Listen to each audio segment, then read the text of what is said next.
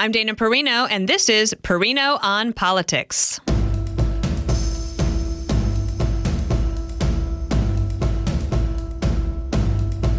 Democrats are raising Cain in response to President Trump's address to Congress. Joining me now, Republican strategist and co-founder of South and Hill Strategies, Colin Reed, and national reporter and columnist for the Washington Examiner and, may I say, the Washington Post, Salena Zito? You can. Yes, I can. And welcome to Perino on Politics, where I call up my smart friends, find out what's on their minds about the state of American politics. And we usually do this podcast on Mondays. My good friend Jamie Zweiback on Monday afternoon, she said, "What happened to the podcast?" I'm like, don't worry, we're going to do it on Wednesday because the President of the United States gave a joint session of Congress speech last night, in case you missed it, and I'm sure you probably didn't, or at least maybe you heard about it. So wanted to get my smartest friends on to talk about what their reaction was. And I think what I would like to start with is not just the president himself, but with the reaction from the Democrats, because I do think that is a big story of the speech. So at the very beginning of the address, first of all, the Democrats that were invited to do a bipartisan escort of the president into the chamber, the Democrats did not show up. Okay? So this is the Return to Norms party breaking all traditions. Yes. And then he starts off the speech and says, I know that nothing I say and nothing I do, like I could land a flag on the moon or on Mars, he said, and no one in that side of the aisle is going to clap for me. And it's okay. I get it. It's fine. Kind of chiding them a little bit. But then we'll go through it. I'm sure you both have thoughts about this. They sat on their hands the entire night, even when it came to the Make-A-Wish portion of the speech, where the president was giving a great surprise to a young cancer survivor who wanted to be a Secret Service agent and was deputized right there in front of the whole crowd, a very heartwarming moment. And my bottom line, before I turn it over to you all, was that the Democrats showed that, first of all, they proved the president right, that they would not support him in anything he does or says, and that they showed no common sense, they have no ideas, and they really, unfortunately, showed they have no heart.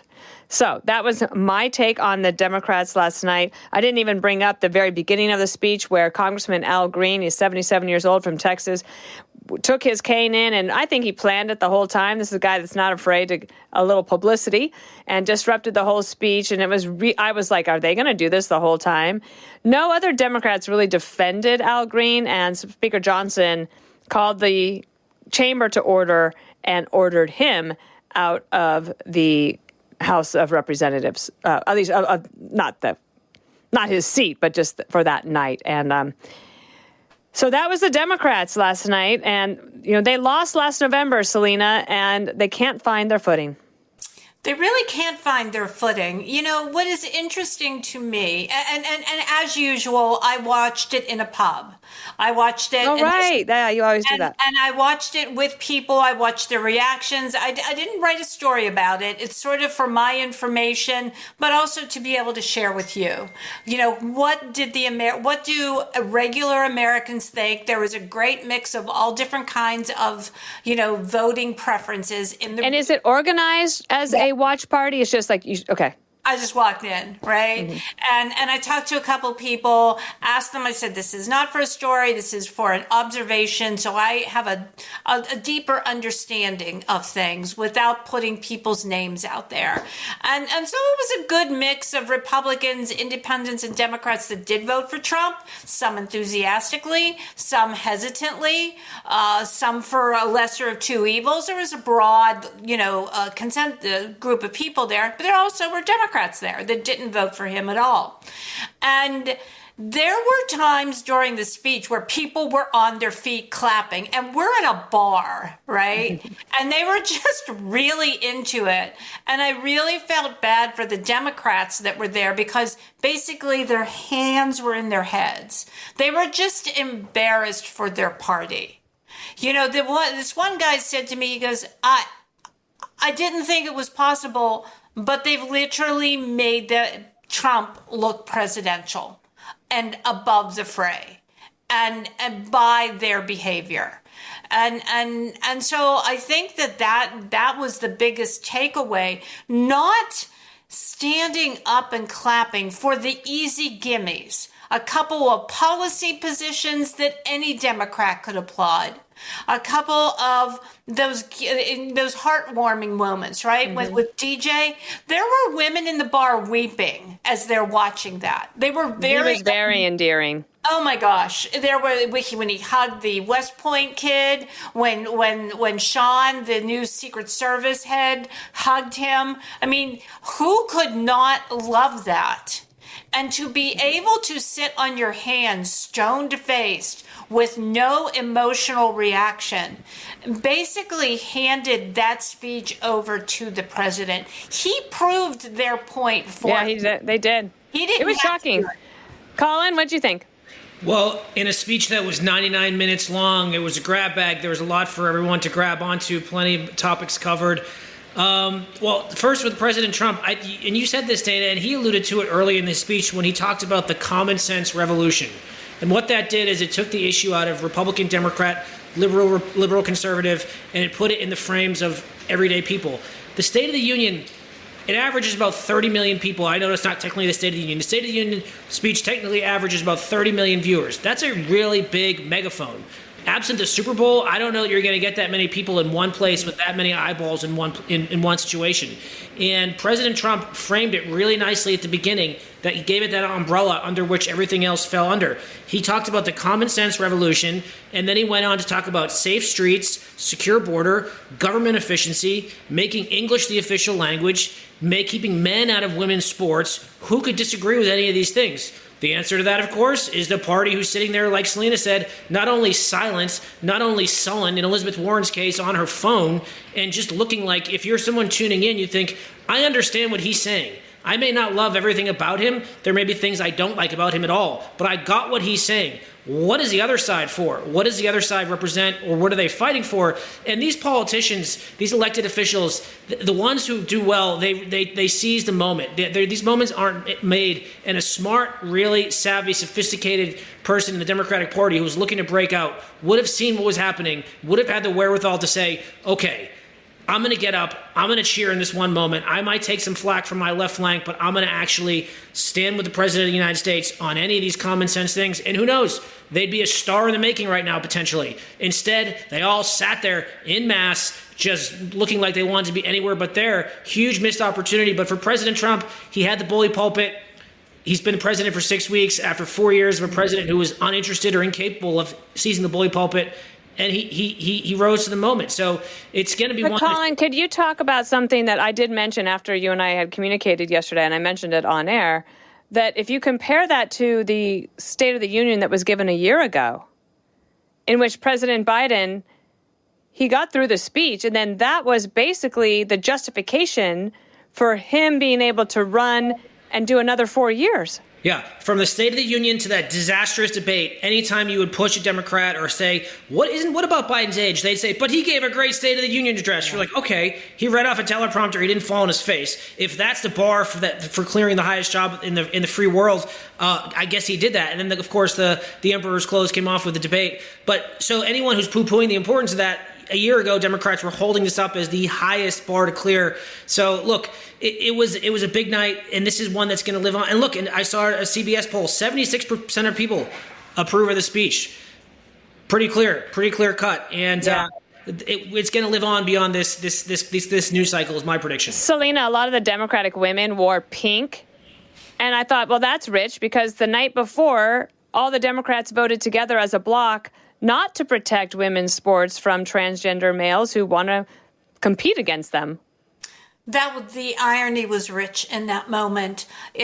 How do you say, I'm wearing pink, I'm for women, I'm just not going to do the things that protect them, right? I'm not going to use my ability and my office to be able to protect them. But I am going to wear pink, and, maybe it looks great on Instagram, but, there was so many fallacies of behavior last night. It was absolutely striking. I've been saying that President Trump is blessed with the dumbest opposition.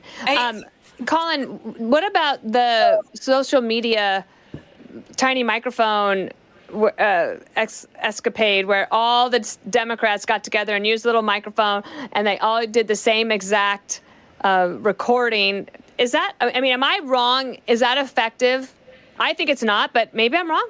It certainly didn't exactly ooze authenticity or creativity. And I think the challenge the Democratic Party has right now is everyone knows they're anti-Trump. And they know they're anti-Trump. But that's kind of all they got. And they have to get a little bit beyond that. Senator Slotkin, honestly, she did a nice job for someone. She broke my rule. My rule is always decline. And I would do away with these responses anyway. But Alyssa Slotkin, it wasn't terrible. It wasn't. She kept your rule and that she kept it short so we could all mercifully go to bed. And that was, I think, appreciated by everybody watching.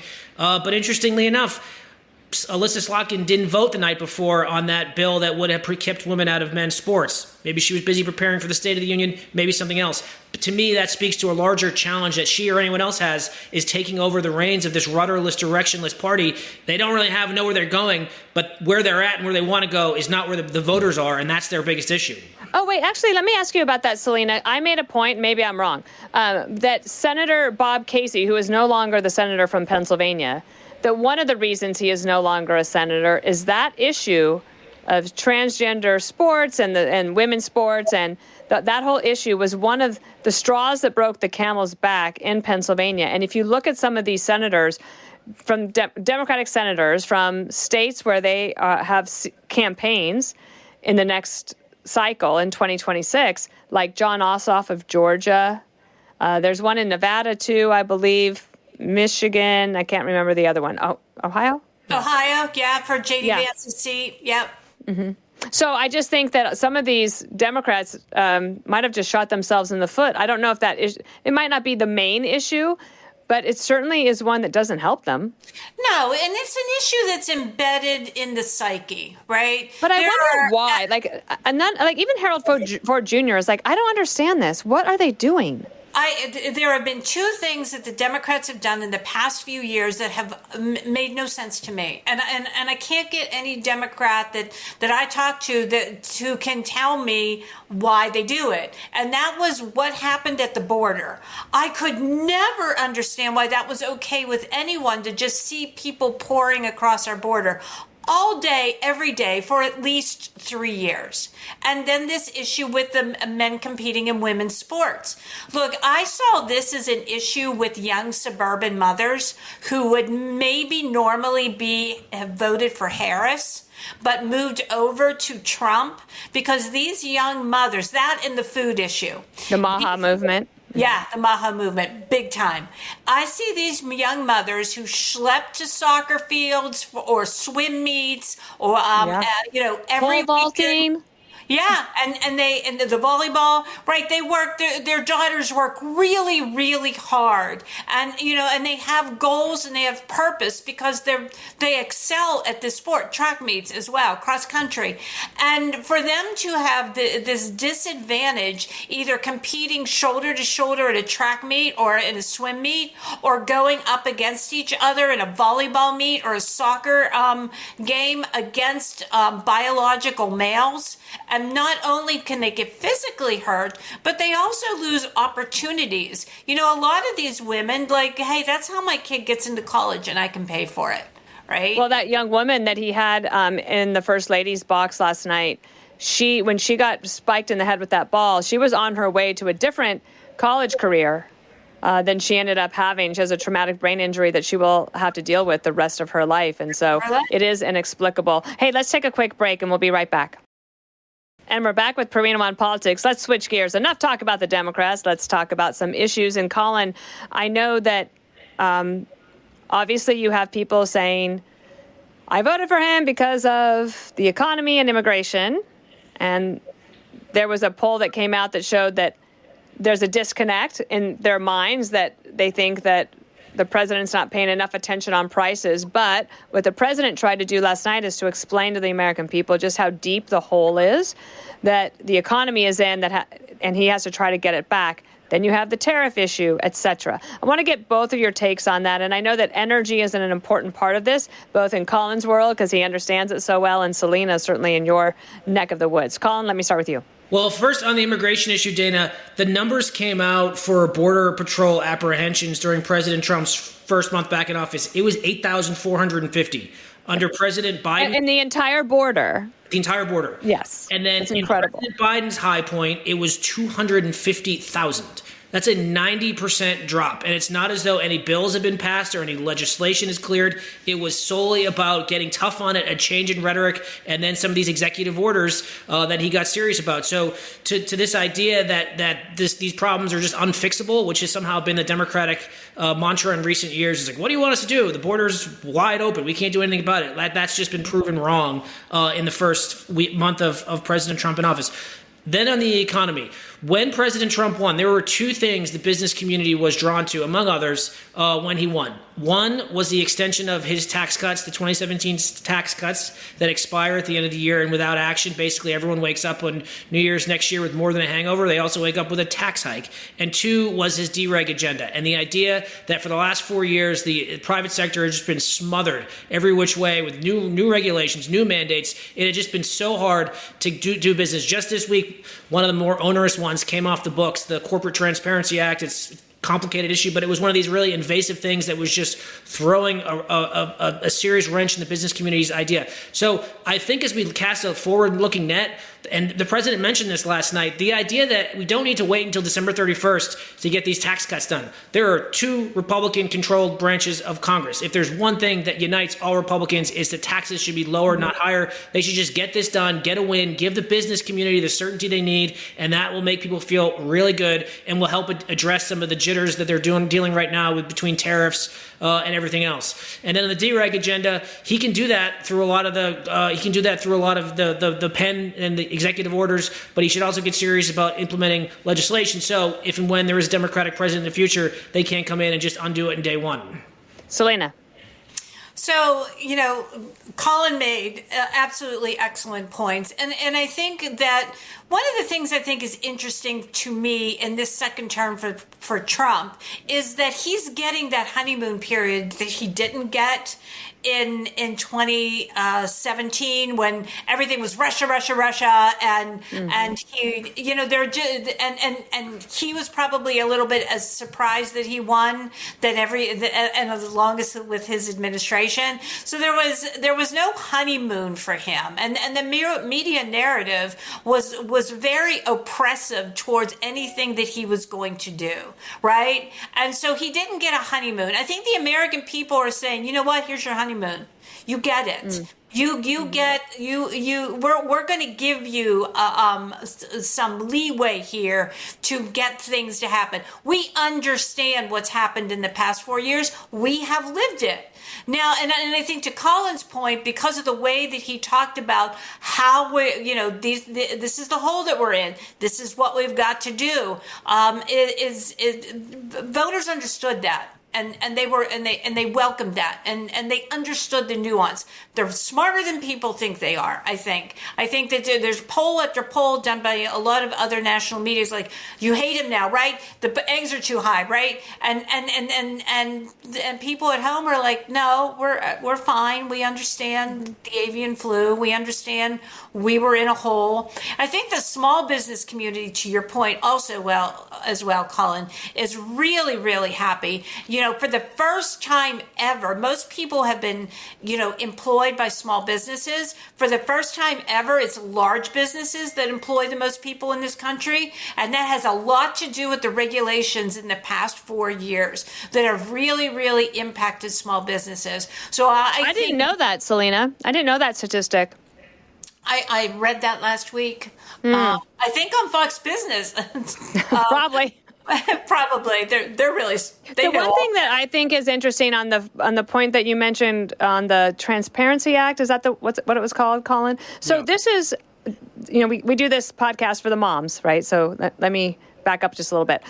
Not that the moms aren't smart, but the moms are busy and they can't keep track of all these little things. So the Democratic Congress and Biden passed this piece of legislation that maybe it was in the Inflation Reduction Act. and in that huge bill. And basically it said, every small business is going to have to file this big Transparency Act thing, and if they don't, they are subject to fines, et cetera, et cetera. I think I have that correct. Significant fines, too. Not like $20. It was thousands of dollars. Thousands of dollars. And most small businesses didn't even know that this had happened. So they were staring down the barrel of a gun. And I can imagine, Salena, that they are relieved that now that's gone. I was with someone yesterday who last November, around the election time, got an IRS notice for an audit. Guess what they found out yesterday? What? The IRS agent, who I'm sure was a nice person, was part of the Doge effort and has been let go from the IRS as part of the layoffs, and that case is now evaporated. Yeah. And so the one thing I am concerned about and just aware of is that there are a lot of great people that work for the federal government. Yes. And a lot of them don't necessarily make a lot of money, but this is their career. I'm thinking Forest Service workers, park rangers, things like that. There is a lot of great things that technology can do. I am all for getting rid of waste, fraud, and abuse. It's one of the reasons I went to Washington in the first place. I do think that if you think back to President Trump's first term, just for an example, he did a big push, and Melania Trump was a big part of this as well, to help military spouses get jobs. Because one of the problems for them is that they have to move every 2 years. And it's very difficult if you're not having some great work from home job, which don't really exist that much anymore. It's really hard to get a foothold and on a career trajectory that is stable. So a lot of them work on the bases. And so you're looking at a bunch of civilian layoffs throughout the Department of Defense that could really maybe not be necessary. I don't know. I don't know. But I just think that there's some potential downfalls. Now, you have Democrats who are upset with the process, right? They're saying it's so reckless. Why can't they do the research first and then decide who's going to get fired rather than firing everybody and then saying, oh, crap, we got to hire them all back because they do important jobs. I do think that the American people are patient on that right now. But when you start looking at a lot of veterans or a lot of military spouses, Salena, having to figure out their next steps, and they've got kids going to college and they got, they don't make a lot of money and they've dedicated their life to their country, that could be an issue. Yeah, it absolutely could be an issue. I think what might help them is they have an advocate, and that is the head of the Department of Defense, and they also have an advocate in the Veterans Administration. Well, they also have to speak up. Yes, right. They have to raise their hand and speak up, and I think some people are concerned about doing that. Yeah, and so I've talked to a lot of military people last week who were completely freaked out that work in different places in Pennsylvania that hire veterans and veteran spouses, and to your point. And they were in total freak out mode last week. And a lot of it was because, and I told them not to do this, but they were paying attention to the very online.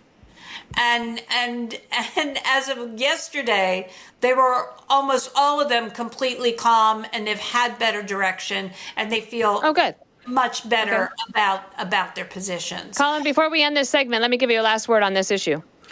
Look, I think the idea that we're having this conversation is useful. I don't think anyone really believes that under President Biden or President Harris we'd be talking about government efficiency. And again, this falls into one of those 80-20% issues. Do you think the government is efficient? Yes or no? Most people are going to answer no.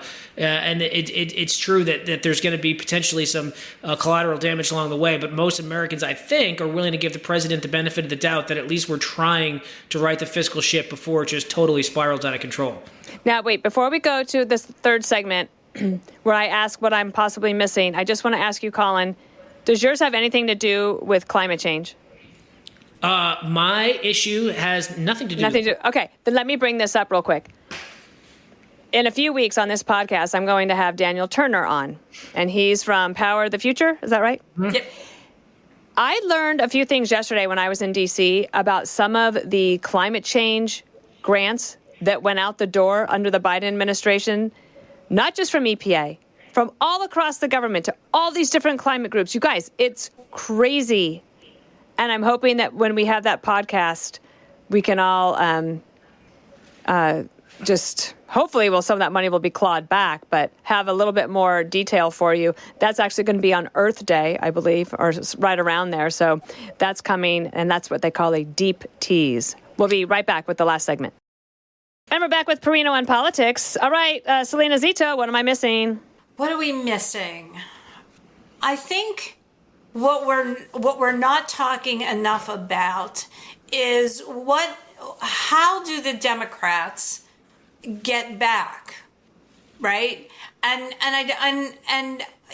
what we see again, very online people that love to showboat, but there are good Democrats out there too that really want to talk about issues and getting back to the working class. And how do those people, and I don't know the answer to this, but I think it's something that we need to start to explore, is there any group of people that are confident and bold enough to be able to stand out and say that? Listen, every single day I look for a reason to compliment them. Yes. And they got to give me something to work with.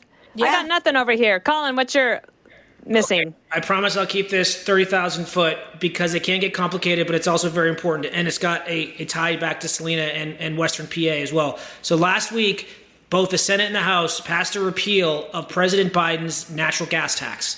And it was a huge deal. It got bipartisan support.